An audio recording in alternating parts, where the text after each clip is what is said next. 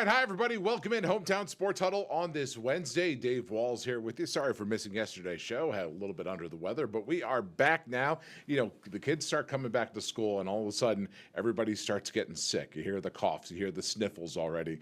I mean, it's death, taxes, and everybody getting sick as soon as school gets back into session. But hey, we're back today. We'll be talking a little bit about what's to come pregame for UVA, which I thought was very interesting. But first, we're going to have some of the interview I did with new UVA women's basketball coach Aaron Roussel, who came to the Roanoke Valley Sports Club just the other day. We thank him for his time because certainly UVA found themselves in a very unusual situation with the women's basketball program. We all know that the Cavaliers had a great run in the NCAA tournament, coming out as a 10 seed. They had to go from just winning out of the first four, and then they move on and winning a couple games, and then all of a sudden they're the talk of the women's basketball nation, but only for them to then be mired in controversy with Amaka Agugwa Hamilton being dismissed from the job. They would later have a buyout or a settlement of some sort for her. But in the meantime, UVA was left, well, who's going to coach this team? Because everybody had pretty much gone to the transfer portal after everything had gone down in Charlottesville. And in steps in Aaron Roussel, who we have mentioned before, has a tremendous coaching pedigree to him. Most recently, high level of success at Richmond, and he's been around for a while. His win-loss record at every level so far is really something to behold, as he's been a success even when he was in his Division III days at Chicago State. Has really done it, but he had such a hard task in front of him, and you'll hear myself and someone else always say here asking him some questions. I really want to know, what was this transition like, as far as not just coming in and getting your coaches in, but you really had to do a lot of repairing right away of relationships and things of that nature, because again, UVA was they were in bad shape without Kimora Johnson had put her name into the transfer portal. Other players said they were done, and so he was now taking over a program that didn't have much of anything, and then you're in the middle of a recruiting process going into the off season. So how has he been able to not only talk players like Johnson back in, but establish his coaching staff and other people like that? So here is Aaron Roussel, the new UVA women's basketball head coach, in a conversation we had just the other night over at the Roanoke Valley Sports Club. I don't know if there's been any settling quite yet. I think this is the timeline happens really quick. This is just an industry that there's not a long transition. There's not a long runway. I was in Jamaica getting hired, and the next morning was on a plane coming home and went straight to Charlottesville. And I don't think I was home for like a good 2 weeks there. But it's a really great place. I think that's something, even when we were in Central Virginia at Richmond, we loved the area. I think that was a big part of us taking the UVA job, which we didn't feel like we were losing that. And it's a great area down here. So I think, Virginia sports is a big deal. And hopefully we can make Virginia basketball a big deal. Such a historic season for the Cavaliers last year, obviously. How do you kind of go about dealing with momentum in terms of there is expectation for this program now, but also it's fun expectation. It's a good thing. Well, and I think even beyond last year, right, there's a program that has a lot of history. I think being around Coach Ryan as much as we have over the last 4 months, she's fantastic, right? And there's just so much potential here. So I think it's something we're not running from, right? I think it's something that, whether it's this year, whether it's building a program for 4 years, I think we're really excited with the resources we have, really excited with the fans and support that we have in that area. And I think it's something that we can definitely make some more history. You're obviously in a little bit of enemy territory here, Hokie Nation. Yeah. But what has the support been for you from Cavalier fans, and what has that fan base been like toward you and your family? Yeah, I've always known and heard of the support, whether it's playing there, whether it's not being far from UVA, whether it's seeing other sports. I think it's truly special. But now that you're here, you see, the level of support and how much people get into it. And even down here in Hokie country, right? Like, I think this is something where, you always want to make it a rivalry. But if the rest of the ACC is looking up at UVA and Virginia Tech in a few sports, I think that's a really cool thing for the state. Can you talk to me about the conversations you had to have with the players when you came in? Because certainly there was some turnover, then some players came back from the portal a little bit. Can you tell me just about, stepping in after, such a historic season that they had, and, unveiling your plan to them? Yeah, I think it's something that, when you're somebody in really a profession, but somebody that's all about relationships, it's kind of a microwave relationship. You're trying to get somebody to get to know you and know your system, know your style, know kind of how you want that rapport to be with with them and with their families, that has to happen really fast. Those guys run the transfer portal, and you can go in the transfer portal and you can come out of that transfer portal somewhere else really, really quickly. So I hustled to Charlottesville from Jamaica, where we were on vacation, and met with the current roster as quickly as we could. You kind of hope some of those. I think there was a couple that happened quickly, and there's some that we had to wait on. But I think they were essential in helping us get some other players as well. And then in forming the relationships with the people off the court, the support staff, the people at the school, and the community as a whole. How have you found that over the summer? The administration for me has been fantastic, right? And I think we've had, you know, I hate to say easier, but the staff has been a little bit easier because I've known most of them for a while, and so there's a relationship there. They understood standards, understand kind of how I went about it. But I think the resources from the university was great. But then you talk about the community, right? Like I've said this before, it's great that Kamora Johnson's coming back. I don't know if there's another fan base out there that would have done the things and made her feel as special. I think that was vital and essential for her coming back, was feeling the love from the UVA faithful. And finally, in looking at your history, whether it's Richmond or anywhere else you've been, you've had a level of success that coaches, it's hard to achieve that at multiple programs. What's been the biggest key to your success that you want to bring into UVA? I mean, I think the first part, is really you have to have a great administration. I think the first part for me as a coach is you got to make sure you're hiring assistant coaches and support staff that share your vision, share your alignment, understand the sense of urgency that we're going to have, but also the standards that we're going to hold our players to, and everybody around our program too. So I think that is the first part. But then you got to find the right players, right? Like it's hard to say culture and we want to do this if you don't have the right players on the court. And so that starts with relationships with them. But I think we're really happy with the players that we have and the people we have in our program. Have you rebooked tickets to Jamaica for your family? No, I think I've jokingly said to my wife that I'm owed another vacation. And when I get more comfortable with Kamora, maybe I'll remind her that she might owe me a few days in Jamaica at some point. There you go. All right, new UVA women's basketball head coach Aaron Roussel, appreciate his time. And I'll tell you what, Aaron, I'm just telling you right now, you had to pull away from your family and a trip to Jamaica. You kind of owe your wife another trip to Jamaica. I'm just saying, keep it happy at home, okay? Because it's going to be a long off season. So let's talk a little bit. He mentioned the coaches that he has on staff. He's got some tremendous coaches coming with him. Kelly Ray Finley, most recently, had been the head coach at Florida for a couple years and had done a great job there. He was able to bring over, as he mentioned, some talent that he had with him at Richmond, like Darren Gensch, who, of course, also spent a year at Virginia Tech, and then some other coaches as well who have some connections to Roussel, like Ariel Stevenson.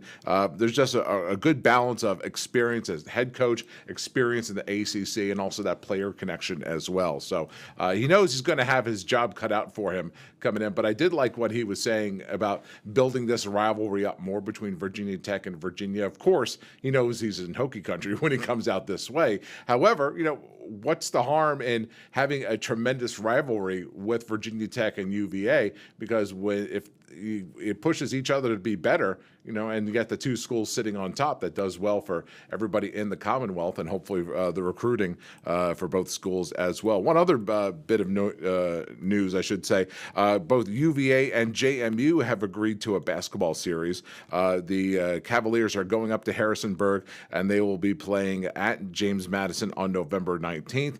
And then in the 28-29 season, the Dukes will repay the favor and come over to JPJ. So some things to keep your eye on in Charlottesville for the next few years. And again, we thank, if I get my words out right, we do thank Aaron Roussel for his time speaking with us here on the Huddle. All right, when we come back, I know it's a little bit of a UVA-centric podcast today, but we will, of course, we got football in, 9 days or so, 8-9 days from now in Charlottesville. And they announced, if you didn't hear it at 6, they announced some unusual pregame entertainment. And the best way I said it was, looks like a center from LSU is now coming to UVA. And I guess in a way that's true. What in the world am I talking about? We'll be right back in 2 minutes. This is the Hometown Sports Huddle.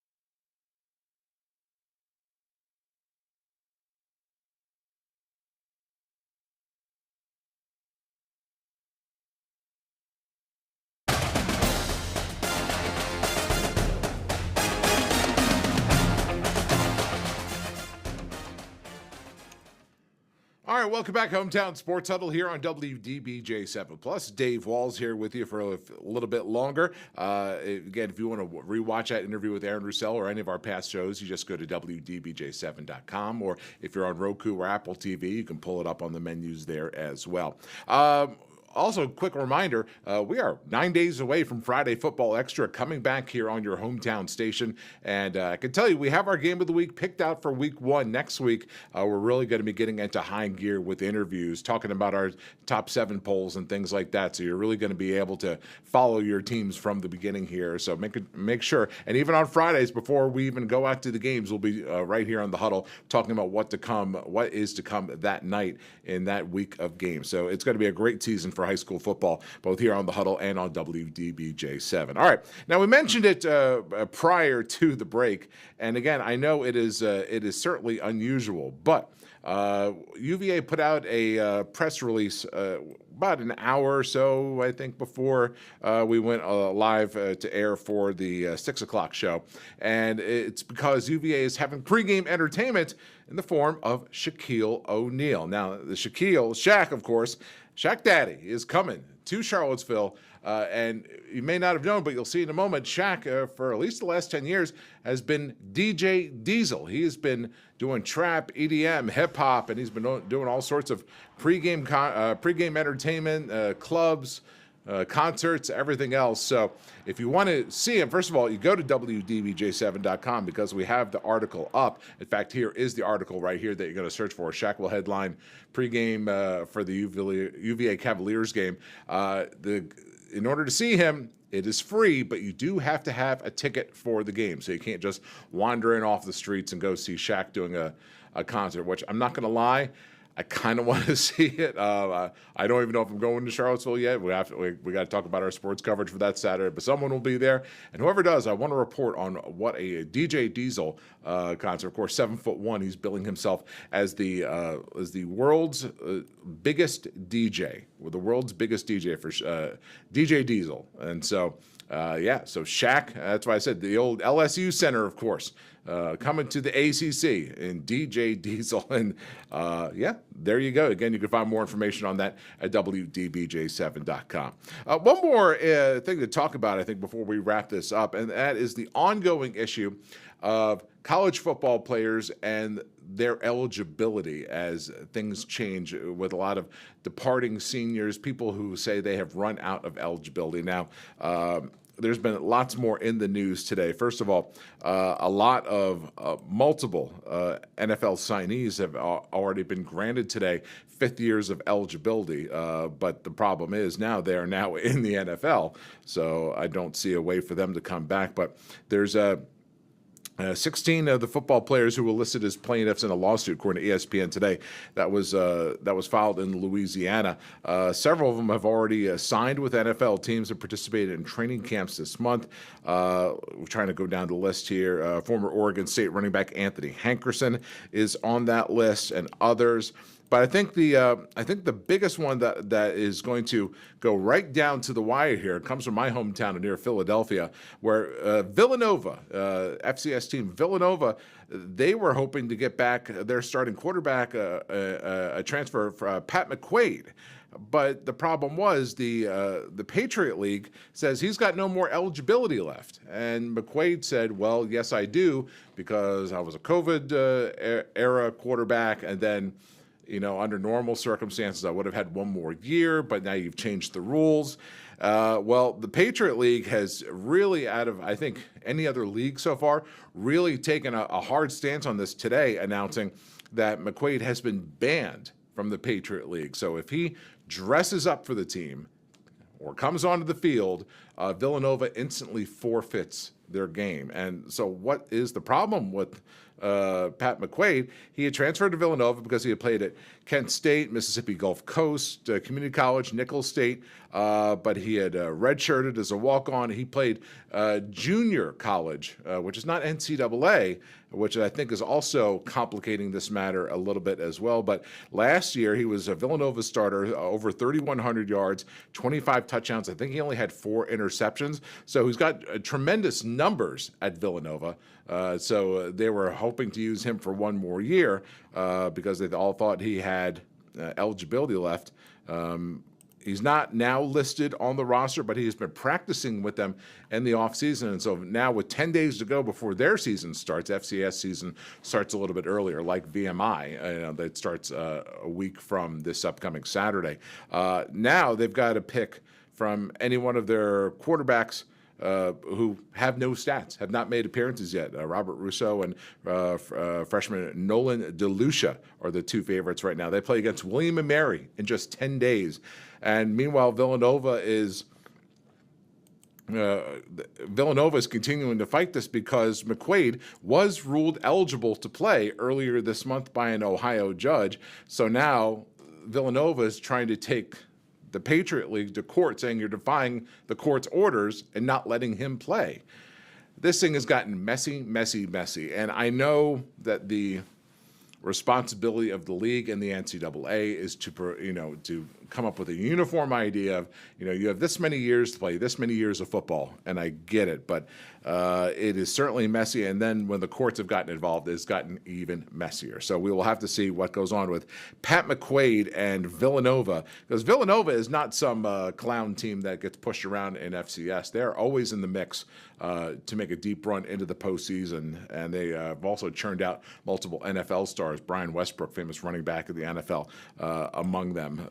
So, boy, we will have to wait and see. And then on the flip side, go away from football, we go to golf, where, boy, there are more issues with golfers trying to leave Live Golf and go back into the PGA and the penalties they are facing.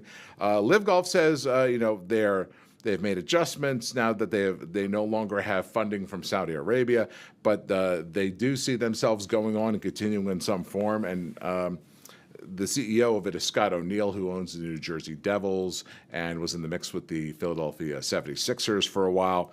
And so it says they have work to do, but that nobody should bet against them. We'll have to wait and see that. But they are starting to lose some golfers. The problem is the PGA had once extended an olive branch to those high-profile golfers and kept their penalties to a minimum.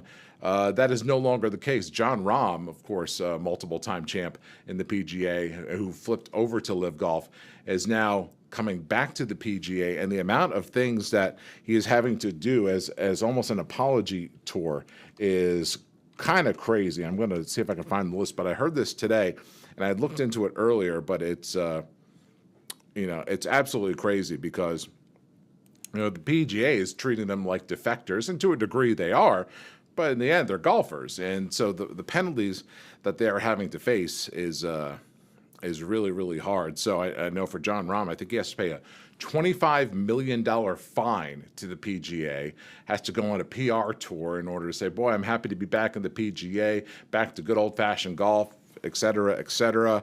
And then also he is out of the running for corporate exemptions, sponsor exemptions, I should say. And then also a lot of the bonus money that is paid out to golfers as a result of sponsorships and performance that way. I think Rahm is ineligible for that for 5 years on top. So you're easily talking about him missing out on over $100 million before he's ever even played a hole of golf, which is that is a steep fine. And I'm wondering, just off the top of my head, what sort of legal recourse there is for these golfers, because it sure sounds like they're being exceptionally harsh on them. And I get that there are hard feelings.